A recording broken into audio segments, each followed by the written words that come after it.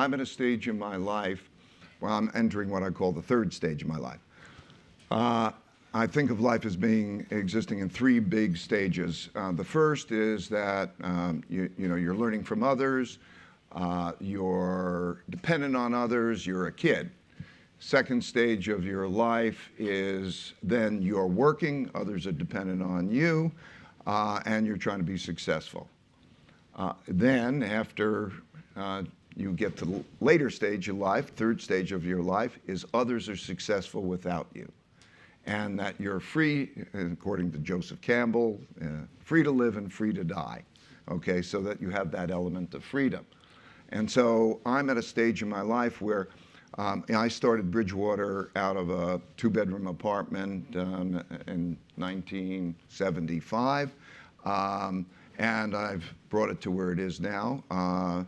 According to Fortune, it's the 5th most important private company in the United States. It's been successful, it's been good, and that my objective at this particular stage is to help others be successful without me. I learned along the way certain principles.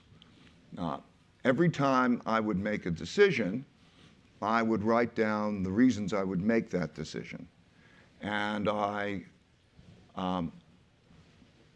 put them out, I debated them, and I developed these principles. So think about principles as just being these reasons for making a decision. If you're in this situation, how do you deal with it? It was also very important to me to operate in a very unusual way that seemed very sensible to me, and it's an idea meritocratic way. So I want to describe Bridgewater as being an idea meritocracy. In other words, a real idea meritocracy, which I'll explain and show to you.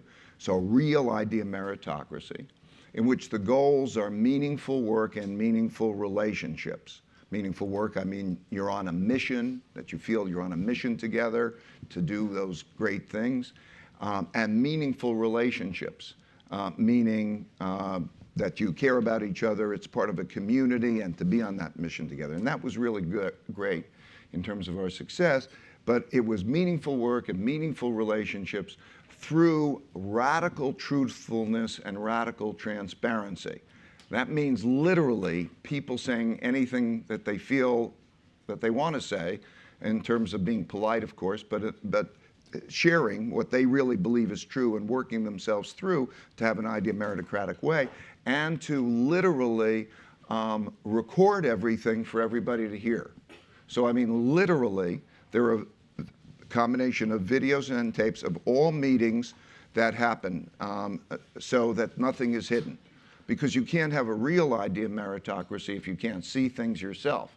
And so it's a very unusual place, and it was really the basis of our success. And I want to explain that way of operating to you, because this idea meritocratic way, in which there's meaningful work and meaningful relationships through radical truthfulness and radical transparency, so that you could have thoughtful disagreement and have ways of getting past that disagreement to then move on, like a legal system, that has been the key to our success. So that's what I want to try to convey to you. And I'm just going to take a few minutes to try to go through a few slides to give you a sense of this. You know, I wanted big, audacious goals. I wish big, audacious goals for you. Go after your goals, and on your way to your goals, you're going to encounter your problems and your failures. Right? That's going to happen. Otherwise, you just go straight to your goals. No, that's the learning process. You encounter your failures. Failures is part of the learning process. From the failures, what I found was great is I started to think of failures as lessons. I started to think of them as puzzles rather than develop emotional reactions to those failures. I started to think pain plus quality reflection would give me progress. So I started to think of almost the failures like puzzles, that if I could study the puzzles was, what would I do differently in the future that wouldn't produce that problem again when it happened? So, and then I would reflect, well, what was that would be my principles. What would I do differently in the future? If I solved that puzzle, I would get a gem. And the gem was a principle to handle it better in the future, because failure is a learning process. It's an essential part of the learning process. If you can realize that and you write down those principles, write them down, it's been fantastic. So I learned those principles, and then it would help me improve, and then I would go on to more audacious goals. And I look at evolution, personal evolution, almost every evolution, evolution of a company, evolution of everything, as being this constant looping process that I sort of think of as this 5-step process, right? In other words, to be successful, you have to do 5 things. First, you have to know what your goals are and go after those goals. Be clear on your goals.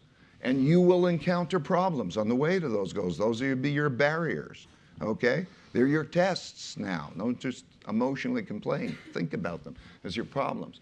You have to diagnose those problems to the root cause, to get at the root cause. And that root cause might be yourself, what you're doing wrong, or what somebody else is doing wrong. So you can't depersonalize it. You have to really look at it so that you make those changes. And when you get at that root cause, only by knowing that root cause can then you design a way to get around that root cause. Like if you're not good at something yourself, it's okay if you find somebody else who's good at the things that you're not good at, because nobody can be good at everything, right? So, but you have to do that. You just can't keep banging yourself in the wall. So you have to design something that's practical to get around with it, and then you have to follow through and do it. A lot of people come up with designs, but you have to do the thing that's necessary. And by trying that thing that's necessary, again, you will find out. Are you getting to your goals, or you'll encounter your next set of problems, and so on. And that, I believe, is the first personal evolutionary process that has helped me. Those rules that I was able to write down, and that you can get in this book, Principles, which is why I'm passing them along, those rules, we were actually able to then put into algorithms and build decision-making processes that replicate the brain. We'll get into that in a minute. Okay, so in order to be successful in the markets, one has to be an independent thinker. In order to be an entrepreneur, one has to be an independent thinker and bet against the consensus and be right. Because the consensus in the markets is built into the price. Whatever anybody thinks, that's built into the price. So you have to think, you have to bet against the consensus. And you're going to be wrong a fair amount of times about betting against the consensus. But in any case, you need to be an independent thinker. And for an entrepreneur, you need to be an independent thinker, because you're inventing new stuff, you're doing something, and you don't know if you're right. So in order for me to be successful, I needed to have a bunch of independent thinkers in order to have them be effective. Okay, well, now how are you going to get this bunch of independent thinkers to agree on anything?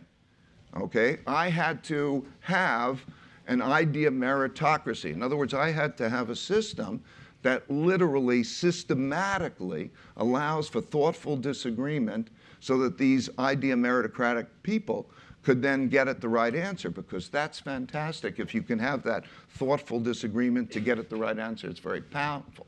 By having that and then systemizing it, principled systems, a system for having thoughtful disagreement, for an idea meritocracy, we could produce greater amounts of successes. We also produced failures, but we would look at that way, produce our learnings, and that produced, as a result, happy employees who really believe in this idea meritocratic thing and own the company, intellectually and otherwise own the company. And we had happy employees. And then it became easier to attract those types of people who believe that, you know, everybody has the right to make sense of things and that there's a power in thoughtful disagreement. And that allowed us to attract more people. And that was the basis of going from the 2-bedroom apartment to Bridgewater now. So we'd have about, now we have about 1,500 people, and that's how it works as an idea meritocracy. And I want to pass that along to you, and I want to say, okay, so what is an idea meritocracy? You can have your own versions of this. You pick what is fine to you, but 3 different things are necessary for an idea meritocracy. First, everybody has to put their honest thoughts on the table to see.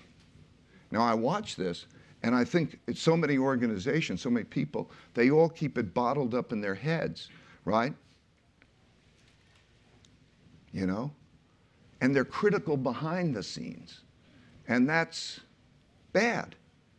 So, can you put your honest thoughts on the table with other people's honest thoughts so that you understand what people are thinking? Okay, it makes everything, first of all, a lot more efficient, right? It's terribly inefficient when everybody